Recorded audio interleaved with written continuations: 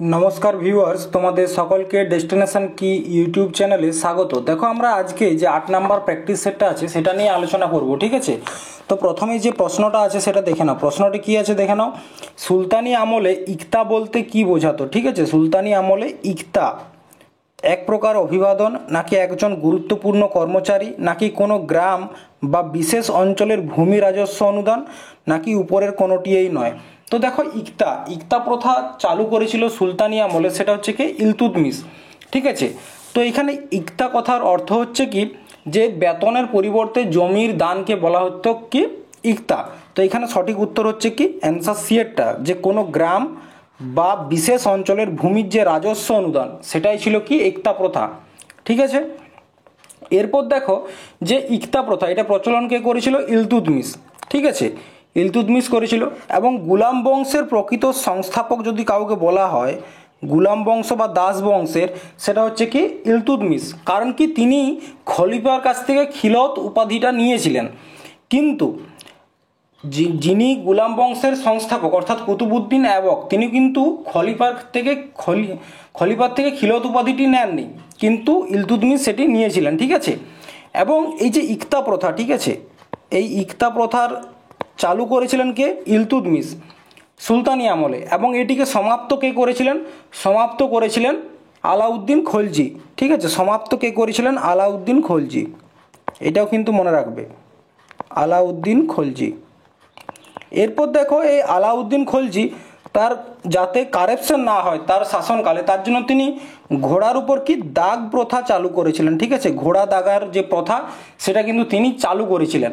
এবং আলাউদ্দিন খলজিও কিন্তু খলিফার থেকে খিলত নেননি, এবং তিনি নিজেকেই খলিফা বলে মানে বলতেন আর কি, মনে করতেন যে আমি নিজেই খলিফা, ঠিক আছে। এরপর দেখো এই আলাউদ্দিন খলজির যিনি সেনাপতি ছিলেন, ঠিক আছে, তার নাম ছিল কি মালিক কাফুর। আলাউদ্দিন খলজির সেনাপতির নাম ছিল মালিক কাফুর, যিনি কিনা দক্ষিণ ভারতে যখন অগ্রসর হয়েছিলেন যুদ্ধের জন্য, তো সেখানে দক্ষিণ ভারতে কাকতিয়া দেব যে বংশ, ঠিক আছে, কাকতিয়া দেব বংশের একজন রাজা, কাকতিয়া দেব বংশের রাজা কি নাম ছিল, প্রতাপ রুদ্র, ঠিক আছে। তো তিনি কি করেছিলেন, এই মালিক কাফুরের সাথে যুদ্ধ না করেই নিজেকে সোনার যে শিকল, সেখানে নিজেকে সোনার শিকলে বেঁধে এবং একটা কোহিনূর হীরা দান করেছিলেন কাকে, মালিক কাফুরকে। মানে এই কোহিনূর হীরা দিয়ে কি করেছিলেন, তিনি নিজের বৈশ্যতা স্বীকার করেছিলেন, ঠিক আছে।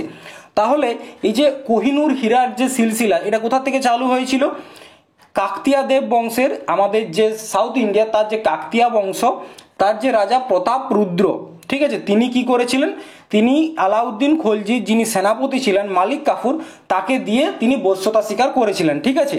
এরপর দেখো আলাউদ্দিন খলজির দুটো খুব গুরুত্বপূর্ণ বিভাগ ছিল, কি কি যদি দেখো সেই বিভাগ দুটো দেখে নাও একবার, ঠিক আছে।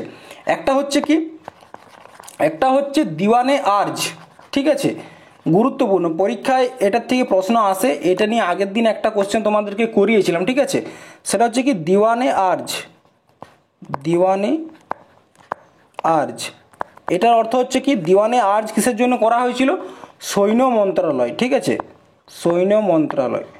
এবং চিঠি পাঠানোর জন্য CHSL 2021 একটা কোয়েশ্চেন এসেছিল, 2022 সরি, সেখানে কি ছিল যে আলাউদ্দিন খলজির যে পত্র বিভাগ ছিল তার নাম কি ছিল, দিওয়ানে ইনসা, তার নাম কি ছিল, দিওয়ান ই ইনসা, ঠিক আছে, ই ইনসা, এটা ছিল কি পত্র বিভাগ, ঠিক আছে। এরপর দেখো নেক্সট প্রশ্ন, স্কুল বুক অফ সোসাইটি কে প্রতিষ্ঠা করেছিলেন, school book of society, William Jones, Bethune, নাকি হাইড ইস্ট, নাকি ডেভিড হেয়ার। তো মনে রাখবে যে স্কুল বুক অফ সোসাইটি এটি স্থাপনা হয়েছিল কবে, 1817 সালে 4ই জুলাই, ঠিক আছে, 1817 সালের 4ই জুলাই। কিসের জন্য করা হয়েছিল, এটা করা হয়েছিল যে পাশ্চাত্য শিক্ষা বিস্তার, ঠিক আছে, শিক্ষার বিস্তার এবং বাংলা ও ইংরেজি ভাষায়, ঠিক আছে, বাংলা এবং ইংরেজি ভাষায় যে বই প্রকাশনের জন্য কিন্তু এটি স্থাপনা করা হয়েছিল। কি নাম ছিল, স্কুল বুক অফ সোসাইটি, ঠিক আছে। এটা কে করেছিলেন, ডেভিড হেয়ার, এটার স্থাপনা কে করেছিলেন, ডেভিড হেয়ার। এরপর দেখো এখানে কিছু ভারতীয় যুক্ত ছিল। ভারতীয় কে কে ছিল? মৌলভী আমিনুল্লাহ, ঠিক আছে, কি নাম ছিল? মৌলভী আমিনুল্লাহ। তাছাড়া আর কে ছিলেন? তাছাড়া ছিলেন রাধাকান্ত দেব, গুরুত্বপূর্ণ নাম, ঠিক আছে, রাধাকান্ত দেব। আর কে ছিলেন? মৃত্যুঞ্জয় বিদ্যালঙ্কার, মৃত্যুঞ্জয় বিদ্যালঙ্কার, ঠিক আছে। এরপর দেখো সেই সময়কার কিছু গুরুত্বপূর্ণ সংস্থা, ঠিক আছে, যেমন ল্যান্ড হোল্ডার সোসাইটি, একটা গুরুত্বপূর্ণ আছে কি? ল্যান্ড হোল্ডার সোসাইটি, ঠিক আছে, ল্যান্ড হোল্ডার সোসাইটি। এটা স্থাপনা কে করেছিলেন? দ্বারকানাথ ঠাকুর, ঠিক আছে, দ্বারকানাথ ঠাকুর। কত সালে? 1837 সালে। তাছাড়া কি ছিল? পুনা সার্বজনিক সভা, পুনা সার্বজনিক সভা 1870 কে করেছিলেন? জিভি যোশী, ঠিক আছে, মনে রাখবে। নেক্সট পয়েন্ট দেখো, জিম করবেট ন্যাশনাল পার্ক ভারতের কোন রাজ্যে অবস্থিত? জিম করবেট ন্যাশনাল পার্ক, যেটা নাম পরিবর্তন হয়ে বর্তমানে কি হয়েছে? Ramganga national park. উত্তরপ্রদেশে, উত্তরাখণ্ড, গুজরাট নাকি মধ্যপ্রদেশ? তো জিম করবেট ন্যাশনাল পার্ক, যার বর্তমান নাম হচ্ছে কি? রামগঙ্গা ন্যাশনাল পার্ক, ঠিক আছে, রামগঙ্গা ন্যাশনাল পার্ক। তো এটির স্থান হচ্ছে কোথায়? এটা হচ্ছে উত্তরাখণ্ড, ঠিক আছে, কোথায়? উত্তরাখণ্ডের কোথায়? নৈনিতাল, উত্তরাখণ্ডের নৈনিতাল, ঠিক আছে। এছাড়া দেখো ইউপির কিছু গুরুত্বপূর্ণ যদি বলা হয় ন্যাশনাল পার্কের কথা, তাহলে হচ্ছে ডুডওয়াড়া ন্যাশনাল পার্ক, ঠিক আছে। তাছাড়া মধ্যপ্রদেশের একটা গুরুত্বপূর্ণ হচ্ছে পেঞ্চ ন্যাশনাল পার্ক, ঠিক আছে, মধ্যপ্রদেশের যদি বলা হয় তাহলে হচ্ছে Pench national park, Pench national park. তাছাড়া কি আছে? মাধব ন্যাশনাল পার্ক মধ্যপ্রদেশে, ঠিক আছে, মাধব ন্যাশনাল পার্ক। এরপর দেখো গুজরাটের একটা গুরুত্বপূর্ণ ন্যাশনাল পার্ক হচ্ছে কি? গির ন্যাশনাল পার্ক, ঠিক আছে, গির ন্যাশনাল পার্ক। এরপর দেখো পরবর্তী প্রশ্ন কি আছে? কয়েন এবং মেডেল সংক্রান্ত যে পড়াশোনা তাকে কি বলা হয়? কয়েন এবং মেডেল সংক্রান্ত যে পড়াশোনা তাকে কি বলা হয়? নিউমিসম্যাটিক্স নাকি নোটাফিলি নাকি ফিলেটেলি নাকি ডেলটিওলজি? তো মনে রাখবে যে কয়েন এবং মেডেল সংক্রান্ত যে পড়াশোনা তাকে বলা হচ্ছে কি? নিউমিসম্যাটিক্স, ঠিক আছে, নিউমিসম্যাটিক্স। এরপর দেখো নোটাফিলি, এটার অর্থ হচ্ছে কি? যে ব্যাংক নোট আছে না, সেই ব্যাংক নোট কালেক্ট করার যে হবি, ঠিক আছে, ব্যাংক নোট, বিভিন্ন দেশের যে ব্যাংক নোট সেগুলো কালেক্ট করার যে হ্যাবিট, সেটাকে বলা হচ্ছে কি? নোটাফিলি। আর একটা হচ্ছে ফিলেটলি, এটার অর্থ হচ্ছে কি? Philately collection and study of postage stamp, collection and study, ঠিক আছে, collection and study of postage stamp, অর্থাৎ পোস্টের যে স্ট্যাম্পগুলো হয় না পোস্ট অফিসের, সেই স্ট্যাম্পগুলো কালেক্ট করার যে হবি সেটা হচ্ছে ফিলেটলি। আরেকটা আছে কি? ডেলটিওলজি, ঠিক আছে, ডেলটিওলজি এটা হচ্ছে কি? পোস্ট কার্ড, ঠিক আছে, পোস্ট অফিসের যে বিভিন্ন রকমের কার্ডগুলো হয় সেগুলো কালেক্ট করার হবিকে বলা হচ্ছে ডেলটিওলজি, সেগুলো কালেক্ট করার হবি বা পড়াশোনা করা, ঠিক আছে। এরপর আরও একটা গুরুত্বপূর্ণ হচ্ছে কি? এপিগ্রাফিটা কি? বিভিন্ন রকম যে শিলালেখ তাদের নিয়ে যে পড়াশোনা, স্টাডি অফ ইনস্ক্রিপশন, ঠিক আছে, স্টাডি অফ ইনস্ক্রিপশন। তো বিভিন্ন রকমের যে শিলালেখ ইতিহাসকালে পাওয়া গেছে সেগুলোকে নিয়ে যে পড়াশোনা করা তাকে বলা হচ্ছে এপিগ্রাফি। এবং আরেকটা আছে কি? ভাইরাস নিয়ে যে পড়াশোনা তাকে বলা হচ্ছে ভাইরোলজি, ঠিক আছে, virology, study of virus. Next দেখো এ প্যাসেজ টু ইংল্যান্ড গ্রন্থটি রচয়িতা কে? দীপক চোপড়া, নীরদ সি চৌধুরী নাকি লুই ফিশার নাকি জন কে? তো এই প্যাসেজ টু ইংল্যান্ড এটা হচ্ছে কি? একটা অটোবায়োগ্রাফি, ঠিক আছে, এটা একটা অটোবায়োগ্রাফি। এবং এটি লেখক হচ্ছে নীরদ সি চোপড়া, ঠিক আছে, এটির লেখক হচ্ছে নীরদ সি চোপড়া। এবং দীপক চোপড়ার একটি গুরুত্বপূর্ণ বই যদি বলা হয় দীপক চোপড়া, তাহলে হচ্ছে কি? The seven spiritual law of success, ঠিক আছে। তাহলে কি দীপক চোপড়ার লেখা হচ্ছে কি the 7 spiritual law of success. এরপর কিছু গুরুত্বপূর্ণ বইয়ের কথা যদি তোমাদেরকে বলি, যেমন হচ্ছে কি প্রিন্স হ্যারি, ইংল্যান্ডের প্রিন্স, তার লেখা বইটির নাম কি স্পেয়ার, ঠিক আছে। তাছাড়া কি গীতাঞ্জলি শ্রী, ঠিক আছে, গীতাঞ্জলি শ্রী, তার লেখা বইটির নাম কি টম্ব অফ স্যান্ড, তাহলে টম্ব অফ স্যান্ড বইটির লেখককে গীতাঞ্জলি শ্রী, ঠিক আছে। এবং আরও একটি গুরুত্বপূর্ণ বই হচ্ছে কি দ্য লাইট অফ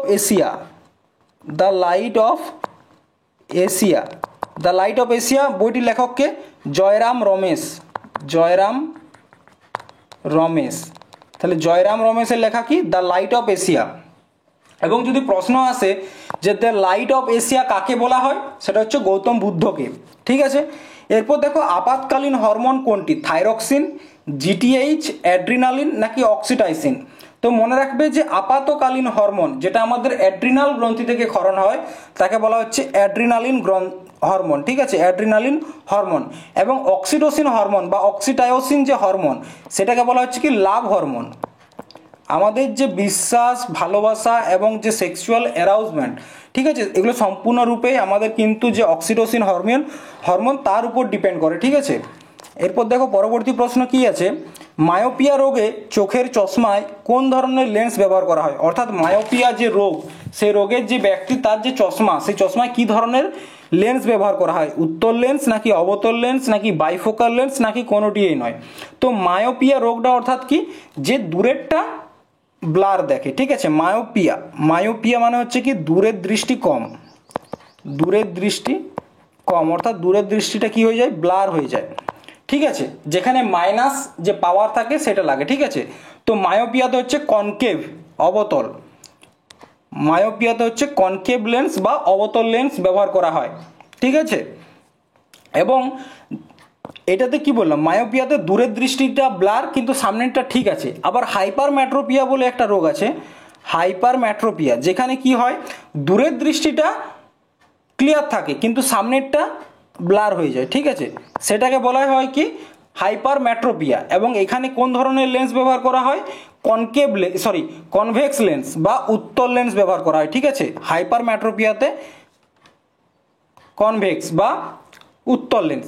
এবং বাইফোকাল মানে কি, যে বাইফোকাল লেন্স মানে কি সেখানে উত্তল এবং অবতল দুই ধরনের লেন্সই ব্যবহার করা হয়। কাদের ক্ষেত্রে, যাদের চালসা লেগে যায়, অর্থাৎ বয়সের সাথে সাথে চোখের যে দৃষ্টি সেটা যখন কম হয়ে যায় তখন কি হয়, বাইফোকাল লেন্স ব্যবহার করতে হয়, অর্থাৎ দূরের দৃষ্টিও চলে যায়, সামনের দৃষ্টিটাও কিন্তু ব্লার হয়ে যায়, সেক্ষেত্রে বাইফোকাল লেন্স কিন্তু ব্যবহার করা হয়, ঠিক আছে। এটার যে রোগটা বাইফোকাল লেন্স যারা ব্যবহার করে তাদের কি বলা হয়, প্রেস বায়োপিয়া বা চালসা রোগী, ঠিক আছে, প্রেস বায়োপিয়া। এরপর দেখো পরবর্তী প্রশ্ন, মহেঞ্জোদারো শব্দের অর্থ কি, মৃতের স্তূপ, শান্তির দেশ, জীবিতদের স্তূপ, কোনোটিই নয়। তো মহেঞ্জোদারো শব্দের অর্থ হচ্ছে কি মৃতের স্তূপ, কারণ কি এখানে প্রচুর পরিমাণে ডেড বডি পাওয়া গেছে কিন্তু কোনো রকম কবর পাওয়া যায়নি, ঠিক আছে, কবরস্থান পাওয়া যায়নি কিন্তু ডেড বডি প্রচুর পরিমাণে পাওয়া গেছে। তো ধরা হয় যে মহেঞ্জোদারো সময়ে কিন্তু কোনো রকম যুদ্ধ হয়েছিল, ঠিক আছে। এরপর দেখো মহেঞ্জোদারো সভ্যতা, আমাদের যে প্রাচীন সভ্যতাগুলো আছে তার মধ্যে মহেঞ্জোদারো একটি গুরুত্বপূর্ণ সভ্যতা, যার খোঁজ করা হয়েছিল 1922 সালে। কে করেছিল, রাখাল দাস ব্যানার্জি, ঠিক আছে, তিনি 1922 সালে মহেঞ্জোদারো খোঁজ করেছিলেন। এবং এই মহেঞ্জোদারো যে সভ্যতাটি এটি কোন নদীর কিনারায়, সিন্ধু নদীর কিনারায় গড়ে উঠেছিল, ঠিক আছে, কোন নদী, সিন্ধু নদীর কিনারায়, ঠিক আছে। এরপর দেখো যে মহেঞ্জোদারো সভ্যতা, এখান থেকে বেশ কয়েকটি গুরুত্বপূর্ণ জিনিস পাওয়া গেছে। কি কি, প্রথমত হচ্ছে পশুপতি শিবের মূর্তি,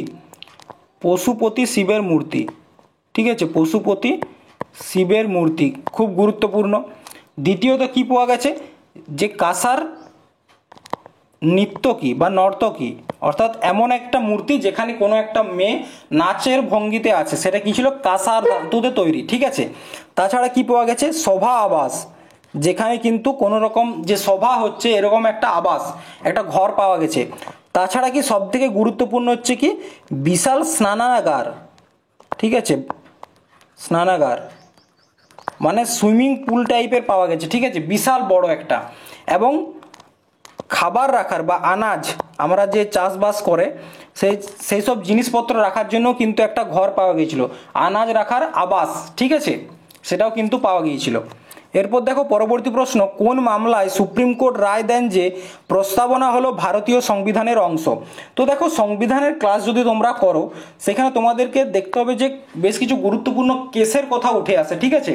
তো তার মধ্যে একটা সবচেয়ে গুরুত্বপূর্ণ কেস হচ্ছে কেশবানন্দ ভারতী কেস, ঠিক আছে, কেশবানন্দ ভারতী কেস।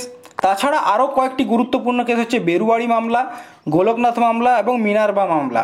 তো এখানে বলেছে যে প্রস্তাবনা ভারতের সংবিধানের অংশ, এইটা কোন কেসে বলা হয়েছে? এটা বলা হয়েছে কি কেশবানন্দ ভারতী যে কেস সেখানে কিন্তু বলা হয়েছিল। এই কেসটা দেখো কখন হয়েছিল, 24শে এপ্রিল 1973, ঠিক আছে। এখানে কি বলা হয়েছিল? বলা হয়েছিল যে আমাদের প্রস্তাবনা, সেই প্রস্তাবনাটা হচ্ছে কি আমাদের সংবিধানের অংশ। এই কেসটার পূর্বে কিন্তু এই প্রস্তাবনা সংবিধানের অংশ ছিল না, ঠিক আছে। এবং এই কেশবানন্দ ভারতী যে মামলা, সে মামলায় 13 জনের যে জাজের যে বেঞ্চ সেটা হয়েছিল, ঠিক আছে, 13 জন জাজ, মানে আজ পর্যন্ত সর্বোচ্চ 13 জন। একটা যে কনস্টিটিউশনাল বেঞ্চ হয় সেই বেঞ্চে কি থাকে, একটা অজোড় সংখ্যায় কিন্তু জাজ থাকে, কোনোটায় 3 জন, কোনোটায় 5 জন, ঠিক সেরকমভাবেই সব থেকে বেশি ছিল কোনটায়, কেশবানন্দ ভারতী মামলায়। এরপর দেখো বেরুবাড়ি মামলা, ঠিক আছে। এই যে বেরুবাড়ি মামলা এটা হয়েছিল কবে, 1960, ঠিক আছে। এই বেরুবাড়ি মামলায় বলা হয়েছিল যে আমাদের যে প্রস্তাবনা প্রিএমবেল, ঠিক আছে, সেই প্রস্তাবনা কিন্তু আমাদের সংবিধানের অংশ নয়। এটা হচ্ছে বেরুবাড়ি মামলা। এরপর দেখো আরও একটি গুরুত্বপূর্ণ কেস, সেটা হচ্ছে কি মিনার্ভা মামলা, মিনার্ভা মামলা 1980, ঠিক আছে। এখানে বলা হয়েছিল যে এখানে সুপ্রিম কোর্ট কি বলেছিল যে আমাদের ফান্ডামেন্টাল রাইট এবং ডিপিএসপি, ঠিক আছে, আমাদের ফান্ডামেন্টাল রাইট এবং directive principle of state policy, এই দুটো যে পার্ট আছে এই দুটো হচ্ছে কি একে অপরের পূরক, মানে ফান্ডামেন্টাল রাইট ডিপিএসপির পূরক এবং ডিপিএসপি ফান্ডামেন্টাল রাইটের পূরক, ঠিক আছে। এবং আরও একটি গুরুত্বপূর্ণ কেস সেটা হচ্ছে কি গোলকনাথ কেস, ঠিক আছে, গোলকনাথ কেস, এটা হয়েছিল তোমার 1967-তে, ঠিক আছে। এইখানে বলা হয়েছিল যে সংসদ, ঠিক আছে, এখানে বলা হয়েছিল যে সংসদ বা আমাদের পার্লামেন্ট কি করতে পারবে না, কোনো রকম ফান্ডামেন্টাল রাইটকে কিন্তু বাদ দিতে পারবে না, আমাদের যে ফান্ডামেন্টাল রাইটগুলো আছে সেগুলো বাদ দিতে পারবে না। এরপর দেখো এই কেসগুলো ছাড়াও যদি আরও একটা গুরুত্বপূর্ণ কেসের কথা বলা হয় সেটা হচ্ছে বিজয় শর্মা কেস, ঠিক আছে, কি বিজয় শর্মা কেস। বিজয় শর্মা কেসটা হয়েছিল তোমার 2008 সালে, ঠিক আছে। এখানে বলা হয়েছিল যে মানে সেক্স ডিটারমিনেশনটা ইল্লিগাল, অর্থাৎ কি অনেকে আগে কি করতো যে বাচ্চা হওয়ার আগে সেটা বিভিন্ন রকম টেস্ট করার মাধ্যমে দেখে নিত সেটা ছেলে বা মেয়ে, সেই যে ব্যাপারটা সেটাকে কি করেছিল ইল্লিগাল বলে ঘোষণা করেছিল। কারণ সেখানে কি বলা হচ্ছিল যে সেক্স ডিটারমিনেশন সেটা হচ্ছে কি এক ধরনের মানে মেয়েদের যে সম্মান বা মেয়েদের যে অধিকার সে অধিকারের উল্লঙ্ঘন, ঠিক আছে। পরবর্তী প্রশ্ন দেখো, ভারতের পাটকল প্রথম কোথায় স্থাপিত হয়েছিল, ঠিক আছে। তো প্রশ্নটা হয়েছে কি ভারতের প্রথম পাটকল বজবজ, রিষড়া, টিটাগড় নাকি হাওড়া? তো ভারতের প্রথম পাটকল 1855 সালে, ঠিক আছে, 1855 সালে কোথায় হয়েছিল, রিষড়াতে স্থাপনা করা হয়েছিল। এরপর দেখো ভারতবর্ষের প্রথম যে আয়রন স্টিল, ঠিক আছে, ভারতবর্ষের প্রথম কিন্তু হ্যাঁ আয়রন স্টিল কোথায় হয়েছিল, কুলটিতে। কোথায় কুলটি, ওয়েস্ট বেঙ্গলের কুলটিতে হয়েছিল, কত তারিখে, 1874 সালে, ঠিক আছে।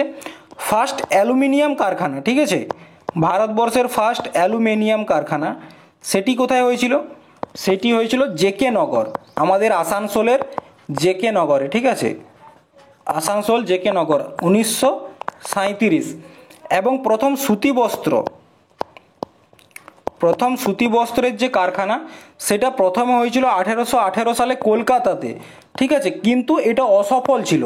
এরপর পরবর্তী ক্ষেত্রে 1854 সালে বোম্বেতে করা হয়, যেটা বর্তমানে মুম্বাই নামে পরিচিত, এবং এটি সফল হয়, ঠিক আছে, 1854 সালে, 1854 সালে। এরপর দেখো পরবর্তী প্রশ্ন যে খালিমপুর লিপি কার সময়কার। এটা হচ্ছে কি এক ধরনের লিপি, যেমন পালি, তারপর হচ্ছে দেবনাগরী, তারপর হচ্ছে কি সংস্কৃত, এগুলো হচ্ছে ভাষা, আর দেবনাগরী হরফ যেমন একটা লিপি। তো সেই লিপিটা কোন রাজার সময়কার, গোপাল, দেবপাল, ধর্মপাল নাকি মহিপাল। তো মনে রাখবে এই যে খালিমপুর লিপি এটা হচ্ছে কি পাল বংশের যে ধর্মপাল, সেই ধর্মপালের সমসাময়িক হচ্ছে কি খালিমপুর লিপি। ঠিক আছে, পরবর্তী প্রশ্ন দেখো বিমস্টেকের মুখ্য কার্যালয় বা হেডকোয়ার্টার কোথায়, ঢাকাতে, কাঠমান্ডুতে, দিল্লিতে নাকি ইসলামাবাদে। তো এটা অ্যান্সারটা হচ্ছে কি ঢাকা। ঠিক আছে, অ্যান্সারটা হচ্ছে ঢাকা। এরপর দেখো বিমস্টেক যার সম্পূর্ণ নাম কি, বে অফ বেঙ্গল, বে অফ বেঙ্গল ইনিশিয়েটিভ। ঠিক আছে, বে of Bengal initiative for multi sectoral, for multi sectoral, for multi sectoral. ঠিক আছে, technical, T for technical, technical and economical, E for economical and economical cooperation. ঠিক আছে, তাহলে যদি বলা হয় যে বিমস্টেকের ফুল ফর্ম কি, বে of Bengal initiative for multi sectoral technical and economical cooperation. ঠিক আছে, এরপর দেখো বিমস্টেকের স্থাপনা কবে হয়েছিল, 1997 সালে। ঠিক আছে, এইটার মেম্বার কোন কোন দেশ ছিল, Bangladesh, India, Myanmar, Sri Lanka, Thailand এবং নেপাল ও ভুটান। ঠিক আছে, তো বিমস্টেকের সদস্য কারা কারা ছিল, Bangladesh, India, Myanmar, Sri Lanka, Thailand, Nepal এবং ভুটান। ঠিক আছে, এর হেডকোয়ার্টার কোথায়, বাংলাদেশের ঢাকাতে। এরপর দেখো নিম্নলিখিত ব্যক্তিদের মধ্যে কে তবলার সাথে সম্পর্কিত। ঠিক আছে, তবলার সাথে কে সম্পর্কিত, আলী আকবর খান, বিলায়ত খান, বিসমিল্লা খান নাকি আহমেদ জান থিরকাওয়া। তো দেখো আলী আকবর খান তিনি কিসের সাথে যুক্ত, সরোদের সাথে, সরোদ বাদক ছিলেন কে, আলী আকবর খান। বিলায়ত খান তিনি কিসের সাথে যুক্ত, তিনি সিতার বাদক ছিলেন। ঠিক আছে, সিতার বাদক। বিসমিল্লা খান কিসের জন্য বিখ্যাত, সেহেনায় বাদক। দেখো তোমাদেরকে এই যে মিউজিক্যাল ইনস্ট্রুমেন্ট এবং তাদের যে প্লেয়ার সেটা নিয়ে একটা স্ট্র্যাটেজিকের ক্লাস অলরেডি কিন্তু দেওয়া হয়ে গেছে। ঠিক আছে, তো তোমরা সেখানে দেখলে বুঝতে পারবে আলী আকবর খান কি সরোদ বাদক, বিলায়ত খান সিতার বাদক, বিসমিল্লা খান সেহনাই বাদক এবং আহমেদ জান থিরকাওয়া ইনি হচ্ছেন কি তবলা বাদক। ঠিক আছে, ইনি হচ্ছেন তবলা বাদক। পরবর্তী প্রশ্ন দেখো ভারতের প্রথম লোকসভার স্পিকার কে ছিলেন। ঠিক আছে, লোকসভার স্পিকার কে ছিলেন, হুকুম সিং, বলরাম নাকি জি.ভি. মালভাঙ্কর নাকি এম.ভি. আয়াঙ্গার। তো ভারতের যে প্রথম লোকসভা, ঠিক আছে, সেটা কবে, 1952 থেকে 1956। ঠিক আছে, তার যিনি অধ্যক্ষ ছিলেন বা যিনি স্পিকার ছিলেন তিনি ছিলেন কে, ভি মাভলঙ্কর। ঠিক আছে, কে ছিলেন, জি.ভি. মাভলঙ্কর। এটা হচ্ছে অ্যান্সার। এবং বর্তমানে যদি বলা হয় যে ভারতের লোকসভার স্পিকার কে আছেন, ওম বিড়লা। কে আছেন, ওম বিড়লা। ঠিক আছে, নেক্সট দেখো জিভের কোন অংশে মিষ্টির স্বাদকোরক অবস্থান করে, জিভের কোন অংশে মিষ্টির স্বাদকোরক। তো দেখো আমাদের যে জিভ তার কয়েকটা অংশ আছে যেখানে আমাদের বিভিন্ন রকম যে স্বাদকোরকগুলো আছে। ঠিক আছে, তো যদি একদম পিছনের দিকে যাই এইখানে কি আছে, নোনতা। একদম শেষের দিকে আছে আমরা নোনতা খাবারের যে টেস্ট সেটা কিন্তু আমাদের জিভের শেষের দিকে পাই। এবং দু সাইড থেকে আমরা কোন টেস্টটা পাই, সেটা হচ্ছে কি এইখানেও কিন্তু আমরা নোনতাটা পাই। ঠিক আছে, নোনতা। এবং মাঝখান দিয়ে কি পাই, টক। ঠিক আছে, এবং এই যে সাইডের এখানে নোনতার সাথে সাথে কিন্তু ঝালও পাই।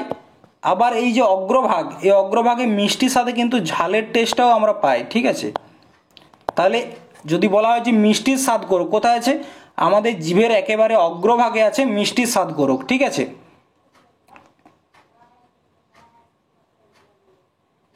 এই একদম প্রান্তে। ঠিক আছে, সামনের দিকে, শেষের দিকে কি আছে, নোনতা, মাঝখানে কি আছে, টক।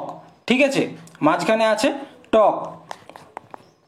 পরবর্তী দেখো অষ্টম তফসিলে প্রথম কতগুলো ভাষার উল্লেখ ছিল? আমাদের যে 8 নম্বর শিডিউল, ঠিক আছে, আমাদের ভারতের সংবিধানের যে 8 নম্বর শিডিউল, সেখানে প্রথমে কতগুলো ভাষার কথা ছিল? 8টা, 14টি, 22টি নাকি 18টি? তো তখন ছিল কতগুলি? 14টি, ঠিক আছে, স্টার্টিংয়ে ছিল 14টি। এখন বর্তমানে কতগুলো আছে? এখন আছে 22টি, বর্তমানে 22টি। তো দেখো, প্রথমে ছিল 14টা, তারপর 21 নম্বর সংবিধান সংশোধন, ঠিক আছে, 21 নম্বর সংবিধান সংশোধন 1967-র মাধ্যমে একটা ভাষাকে যুক্ত করা হয়, সেটা হচ্ছে কি সিন্ধ ভাষাকে যুক্ত করা হয়। তারপর 71 নম্বর সংবিধান সংশোধন 1992-এর মাধ্যমে 3টা ভাষাকে যুক্ত করা হয়, একটা হচ্ছে কি কোঙ্কনি, একটা হচ্ছে কি মণিপুরি, এবং আরেকটা হচ্ছে কি নেপালি, ঠিক আছে। তাহলে কি হলো? 14টা, 15টা, 3, 18টা। এরপর আরও একটা সংবিধান সংশোধন করা হয়, সেটা হচ্ছে কি 42তম সংবিধান সংশোধন, সবথেকে গুরুত্বপূর্ণ, ঠিক আছে, 2003।